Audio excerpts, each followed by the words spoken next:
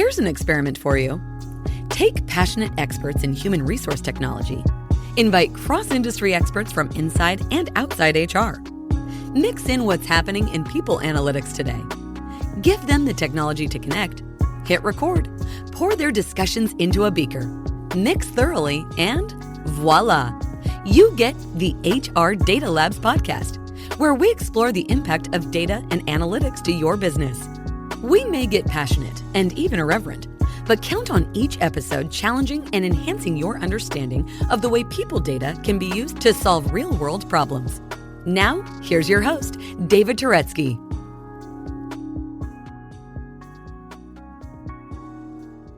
Hello and welcome to the HR Data Labs podcast. I'm your host, David Turetsky. Today, I have a very special guest with us. He's been a friend of mine for decades. He is basically one of the leaders in the space of HR technology. His name, Marc S. Miller. Hey, Marc, how are you? I'm great, David. Good to see you. Good to see you too, sir. Good to hear you. Good to hear you as well. Marc, you have a very long career in HR technology, going back more than 35 years. You own your own consulting firm, Marc S. Miller Associates. Actually, that's where I think I met you many, many decades ago. You are a thought leader, featured speaker, and presenter at many HR, HCM technology conferences around the world. You are the author of many books, but your latest book, The Death of HR, Who Killed HR Job, Harriet Rose Job. I'm going to ask you to tell me what exactly that title means. Right now, David, because that's been in my mind for many years, and I finally had the time to put it together, and it actually derived from a series of speeches with that title and content related to the function of HR job, but I humanized it. I made it to be a person in her mid-50s, and I did the research in terms of who typically is an HR administrator, right. And the data suggested the gender being female, and I made up the names, H for Harriet and R for Rose Job.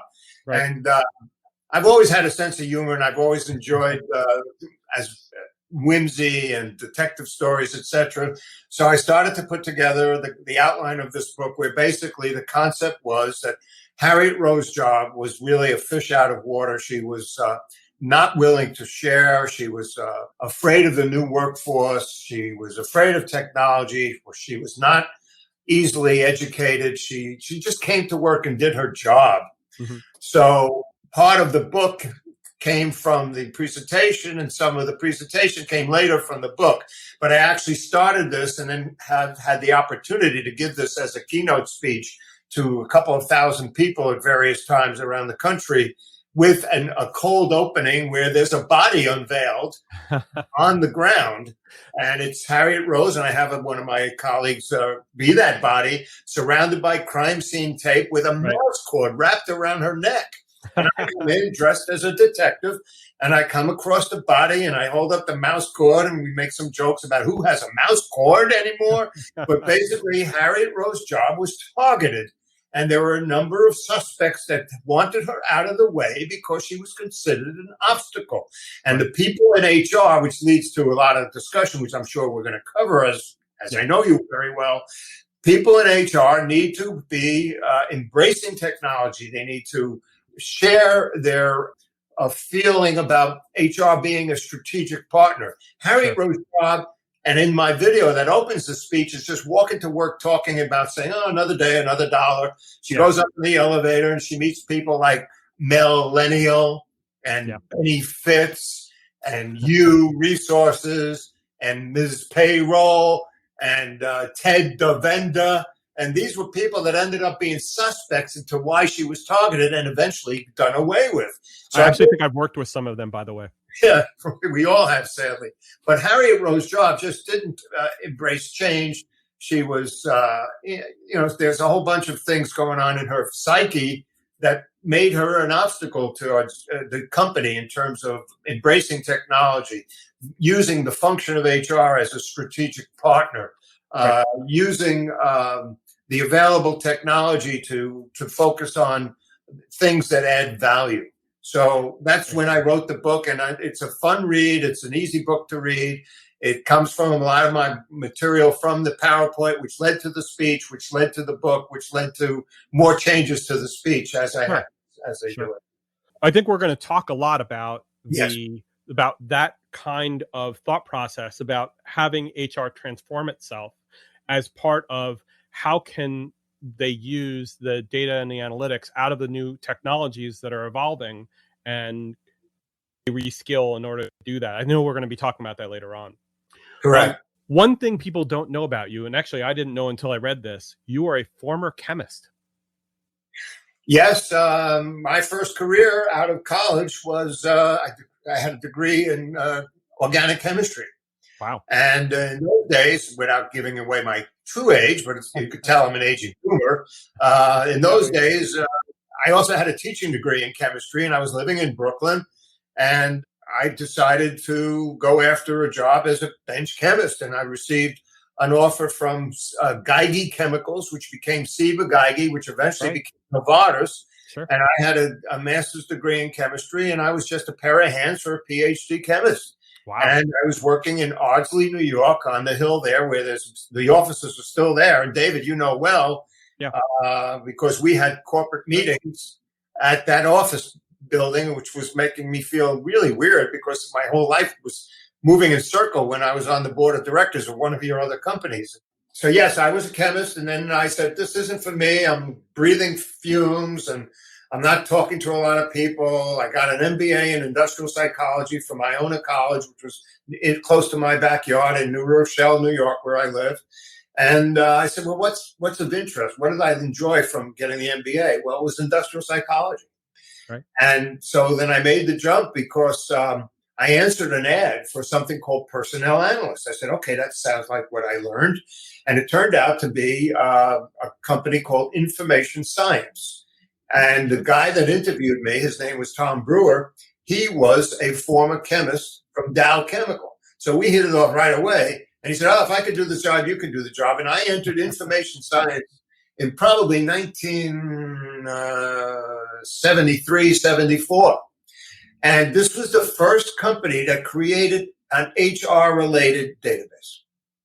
Wow. And then from there, I started positioning myself as a thought leader in what is HR and versus personnel and what was the data all about. Mark, I think that positions us really well to talk about the topic that you had chosen for talking to us today, which is the evolution of HR technology and how can we learn from its history? Basically, how do we get here? And, basically talking about what was the evolution of HR tech. So yes. Very excited to talk to you about that.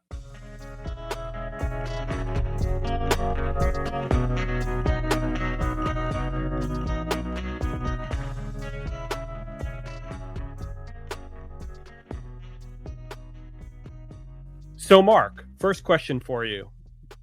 Where did HR technology actually come from? This is William Tincup, and I'd like to direct you to a wonderful limited series podcast that Ryan and I recorded live at the ERE Recruiting Innovation Summit. We sat down with 20 recruiting and TA leaders from around the world to hear what today's best recruiters are doing to stay sharp, stay relevant, and stay ahead. It's called The Talent Shift. You'll love it. You'll find the podcast wherever you get your podcasts. Listen, like, review, share. Do you? Well, as I was saying, that the data related to HR has expanded thousands and thousands of times since its beginnings at a company called Information Science, which I had the pleasure of joining back in the mid-'70s, where they created, these were four gentlemen who left IBM. They asked IBM before they all joined together and left, we want to create a skills inventory for our workforce here at IBM. Right. Senior management at IBM back in the late 60s, even early 70s said, oh, we know everybody in our company. We don't need to have a database. We know everybody and what they can do. Sure. Well, they didn't agree with that, so they quit and created this company called Insight or Information Science, and they built a customized mainframe-based database of skills inventory for Bechtel Industries out in California. Sure. They then got other clients interested or other prospects interested, and they started building a master file with a mainframe computer in the basement, capturing data about employees. So one company said, well, we got job data, we got competencies, let's add compensation data. Let's add location data. Oh, let's track the reasons people move about the company. So they started building a master file, and they created the first package called an HRIS. Wow. They then packaged it for banks, and it gave it a different name. I can't recall, but that's where it all started in terms of software related to the industry. But the industry today is just massive. You could go online and Google HR systems vendors and get thousands listed. Sure. And within those thousands, there are applications. There are best of breed vendors. There are niche vendors. There's ERP vendors. Right. There's HRMS vendors, as we know. But the concept is the technology must be there today. And that has been driven over the years by many things. But they started with legislation. Right. In the 1964, the Civil Rights Act, then the various acts about EEO and affirmative action, sure, drove companies to track the types of employees they were hiring and where these employees moved about. So that led to ADA. It led to all kinds of legislation dealing with the employee population. To this day, we now have, with COVID, creating all kinds of tracking and needs for companies to deal with the federal government's compliance to get monies and to track the tracing and where people are. And then it's moved on to artificial intelligence within the world of HR. So it's quite an amazing industry.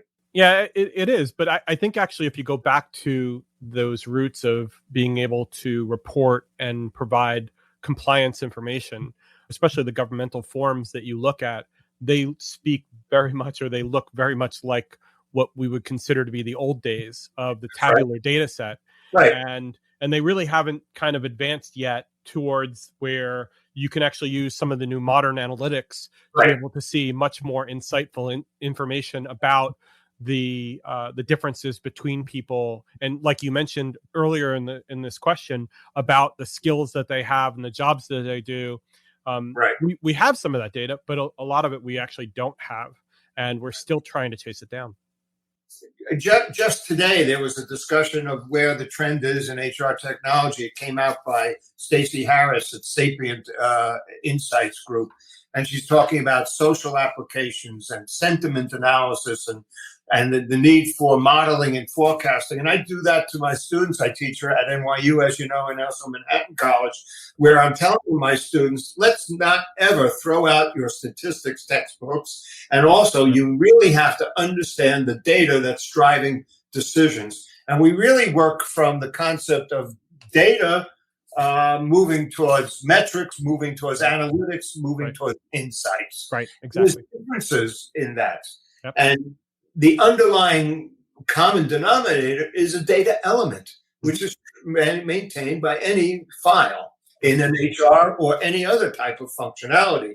Right. But then taking that data, creating meaningful analytics, then metrics, and then what I say, AI, in my term, AI could be artificial intelligence, but also, David, actionable insights. Absolutely. So when you get a metric and analytics that massage trends and look at turnover for the last 5 years and do a very simple regression analysis against your companies, and break it down any way you want, by region, by geography, by length of service, whatever, and then you could project forward using a simple regression analysis, you could actually help somebody within your company say, hey, guess what? Today we have 200 salespeople trying to sell the latest versions of our car, but we've got a new model coming out in 2022. And based on the turnover trends that we've captured historically, because every system will have an effective date and reasons for termination, voluntary or involuntary, we now know that if we take our 5% turnover for the last 5 years and map it forward, we're not going to have enough salespeople to know about the new feature functions of this new model coming down from the assembly line and showing up in our showcases, in our showrooms, rather. So that says that HR has identified the need for something like, hey, let's ramp up our recruiting. Let's find certain people with these aspects and these competencies, because we know the competencies of a proven salesperson, which is cool. Like what you hear so far? Make sure you never miss a show by clicking the subscribe button now. This podcast is made possible by Turetsky Consulting and listeners like you. Thank you for your support. Now back to the show. So, Mark, let me ask you a different question, though. So you talked about the things that HR needs in order to make sure that they're current on this technology.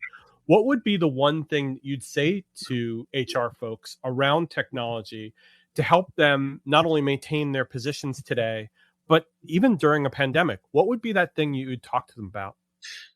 Good question, David. I like that. I think it all comes down to one key word. The people in HR have to prove value of their function and prove that the value of the people within the world of the company, the workforce, with their management, meaning the people that manage the workforce, the human resources management, has added value to the company. And that includes everything from onboarding, applicant tracking, onboarding, moving people around the organization, making sure that the workforce is engaged, workflow, best practices, cycle time reduction, career management, succession planning, effective performance, identifying. One of the key things that I've seen the vendor community do in the last 2 years, Dave, has been sentiment analysis, and tying that to a 9-box model, where the 9-box model, is performance and potential, and you want to be in the upper right-hand corner where you have high potential and high performance. If you're down at low potential and low performance, you're dead wood and you should be gone. Right. But companies are constantly looking at this 9-box model, and now with sentiment analysis and natural language calculations of programs, companies are using the HR technology to actually know who's angry based on the way they write an email. Sure. Who's angry based on the way they respond to a company survey and the words they use. Also, the identification of a key employee who might be a flight risk is extremely valuable in our society. So that plus COVID, plus the people working from home and the education and training that needs to happen to make people use technology in order to properly work from home, it's all critical, and it lays at the shoes of the people in HR, because they have to deliver that training. They have to keep the employees engaged. They have to be empathetic to the people that are struggling at home. There's so much going on that HR has become stronger, and more needed by any size organization due to COVID and other factors. I think you had mentioned to me the other day something that you'd seen from Peter Drucker around this that was kind of on point. Yeah. One of my favorite quotes, and I use it in a lot of my speeches, is this. It's Peter Drucker, as those who may not know, is one of the fathers of management consulting. And it ties into the concept of the difference between data management and information. I call it the movement from data management to information craftsmanship. The whole concept of the word of craftsman really implies somebody who cares about their outcomes and cares about their output. You think of it in a visual picture of the old craftsperson from an old country in Europe, whittling away, making a piece of furniture, woodworking, etc. So Peter Drucker has this quote that I've used a lot. It says, "Information responsibility begins with correctly identifying the information you need to effectively carry out your job. It extends to ensuring that the information flows to people who stand to benefit from it, and in a form those people will readily understand. Increasingly, the measure of the executive will not be his or her ability to interpret data, but his or her ability to define and exploit information," which gets to your expertise for years that I know you, analytics, metrics, dashboards, in a form easily understood. The ability for any of the HR technology offerings out there, whether it's a Ultimate Kronos Group, whether it's Ceridian, ADP, any of the Workday, any of the SAP, to generate dashboards with drill down where you put the cursor on the pie piece and get right into the records without going in. And HR must take it upon themselves to prove to the C-level executives, and by the way, there should always be a CHRO these days, that Right. the value of technology within the function of HR, managing all of the things that happens to an employee, and also, by the way, gig workers who are not even employees, but Right. they come under the same umbrella. And they Right. have to show value. Yep, Mark, the one part of that quote which I really love, which kind of spells out to me that this isn't about being able to prove extra value, but being able to be valuable itself in the job you do, is Right. when Peter talks about the fact that it's the information you need to effectively carry out your job. Right. So it's not basically saying this is a nice to have. This is saying that this is a foundational to your role. If you don't have it, then maybe we are talking about the Harriet Rose here, and that we're not talking about someone who is going to be at the head of the curve, but somebody who should be worried and be behind the curve. That is absolutely correct. There's just no way I could see any organization of greater than 10 people not having some underlying HR-related technology. And when I teach, and I use the term HRIS, Human Resource Information Systems, HRMS, Human Resource Management Systems, or even Human Capital Management Systems, HCMS, I tell my students, anybody who listen to me, and thank you for the audience today, David, that it's all the same. It's an integrated, web-based, cloud-delivered, comprehensive functionalities of HR and all that comes under payroll and benefits. That's what I believe in as a must-have. And then financial data can be brought in terms of revenue and sales, and then you could create very cool analytics and metrics dealing with revenue per HR people, things like that.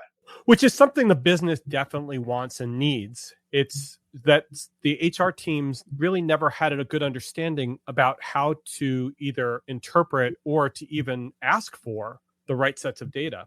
But by the way, you and I could have a completely separate podcast on that one topic right there. I know. But it's certainly covered by the death of Harriet Rose's job, because she just didn't embrace any of this. And she was considered an obstacle, and she didn't like sharing, and she didn't appreciate what millennials and Generation Zs bring to the workforce, etc.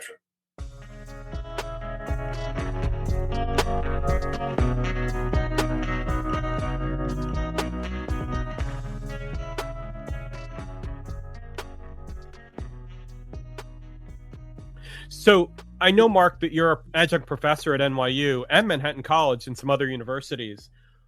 Tell us what it is that you're actually teaching the people that the young people, I don't want to call them kids, but the young people that you're teaching, to help them make their mark in the HR technology industry. Another good question, David. Many of the students that I get at NYU, and it's the Tandon School of Engineering, have not had hands-on relationships with anybody in HR. Many of them are still full-time students. Some of them are interns in larger organizations. Some of them are in geographies that are not even democracies. Some of them are in China and then in India. And their feeling of HR is, those are the people that hire and fire people. And they have no value. They're just pure administrivia. Right. And I begin my class assignments by giving them very different articles to read. One is called Why We Hate HR. That was a 2005 cover article in Fast Company magazine. If I remember that. Right. It was classic. And the second one is Putting the H Back in HR, the H for human. So right away, they get a feeling that, Professor Miller is really showing us what's happened from 2005 to 2019. And we better pay attention, because I'm going to be questioning that during the whole semester. Also, I basically let them understand and have them help me create a list of the over 20 functions that report into a CHRO. Right. They've never understood that HR has the breadth of functionality that, quote, the world of HR has. Sure. It's not like finance, and it's not like accounting. There are literally 25 to 30 different job titles within the world of HR that roll up to, maybe in a larger company, a CHRO. Sure. That opens their eyes. And also they realize what a strategic partner needs to be. Sure. And they also understand, they get a sense from the class and the activities and guest speakers like yourself, what metrics and workforce analytics are like, what artificial intelligence is being used. And for kids that are in the School of Engineering, students rather, this is eye-opening. And many times I have some students come up to me saying they want to get back into HR or into HR. They never considered it before they took my foundation course, which is very heartwarming to me anyway. Oh, sure. I think HR for the longest time benefited a lot from people who migrated in, who chose to come into HR, having had other backgrounds. We became richer for it. I know of several examples. Like, for example, a friend of mine was in marketing. She came over to HR and brought a lot of her expertise, not only in analytics, but also in how do you sell programs inside of the world of HR, and made HR much richer for it. And she grew her career that way. And she really kind of made her career much more valuable to the company and to other companies because she had done a lot of that cross-functional work. Right. There's tremendous thought leadership about the role of HR, not just from the purpose of technology, but technology is one of 5 success drivers that are documented quite often. The organization success drivers are considered people, process, technology, structure, and culture. Culture is the big one because that leads to engagement. Sure. That leads to the workforce being stable and not jumping ship for a few extra dollars, which I tell my students don't ever do. Make sure that you're dealing with an organization that you like now, and just taking more money to go to another organization may just be a problem because their culture is not to your liking. But it all has to be in alignment. These organizational drivers have to be aligned with the leadership and the capacity and the capabilities of the organization, the employee commitment. There has to be people in place that have the right competencies. Sure. And it's been proven over and over again that an engaged workforce with the right skills and competencies, who feel honored to work there, that get excited for working for a company, they're thus engaged, will increase the company's overall revenue and financial performance. Absolutely.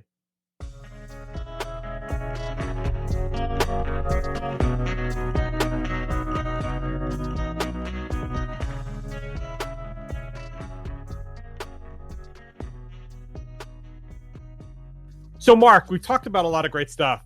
Thank you very much. We've talked about the origins of the HR technology stack and the platform and where it emanated from. By the way, that was phenomenal for me. I didn't know that.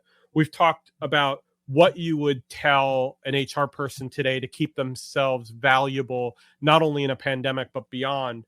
And you've talked to us about the students that you're teaching at NYU and the kind of things that you're teaching them and how you would teach them better about how to fit the world of HR into what they do, even if they're not in that world, or hopefully to come join that world.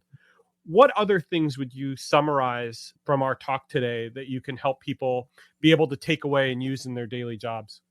Maybe it's me being a New Yorker and a former Brooklynite. It's just always try to have fun, consider the best in people, try to be empathetic and listen to other people's opinions, always seek to learn. Make sure that you put yourself in a position where you're working for a company that values you, that rewards you, that gives you a sense that they're caring about your career. And by the way, David, there's a whole bunch of new niche or best-of-breed vendors just on career management, dealing with identification of mentoring and creating gamification about career progressions and everything. So my closing comment or comment to answer that question is keep your eyes open, care about your career, make sure you're working for a good boss, make sure you're working for a company that is aligned with your values and your desire to be in a good culture fit. Right. And keep progressing.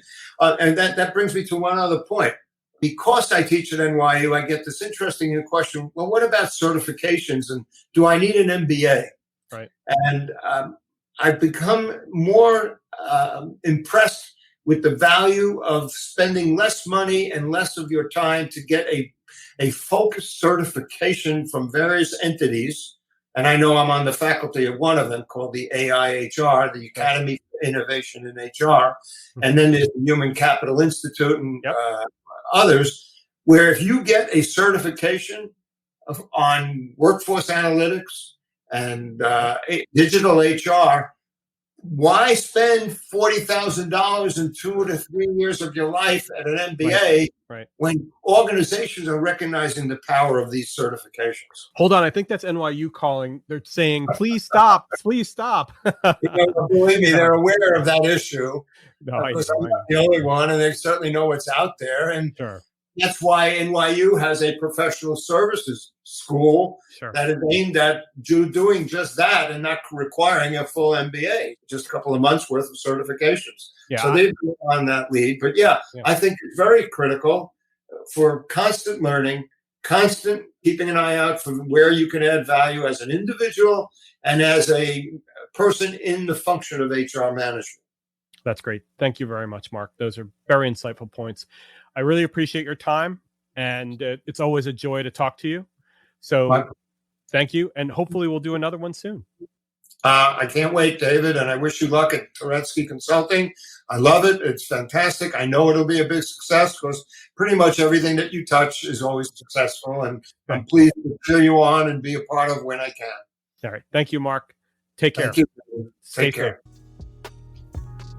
That was HR Data Labs. Please visit turetskyconsulting.com/podcast to review the show, add comments about this episode, or add new ideas about upcoming shows you'd like to hear. Feel free to be creative, but please be nice. Thank you for joining us this week on the HR Data Labs podcast, and stay tuned for our next episode. Stay safe.